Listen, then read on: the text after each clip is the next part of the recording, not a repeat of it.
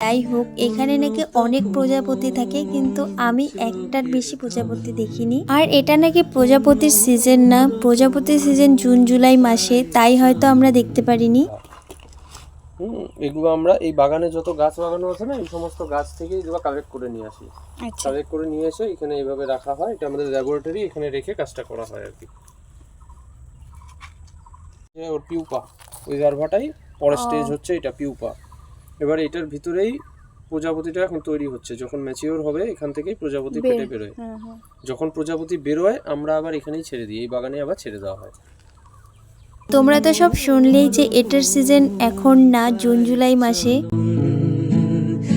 सारी दुनिया से जीत के मैं आ रहा हूँ इधर, तेरे आगे ही मैं हारा किया, तूने क्या असर। তারপর সেখান থেকে আমরা বেরিয়ে চলে আসি এই যে এই রেস্টুরেন্টে। এটার জন্যই মেনলি আমার আশা।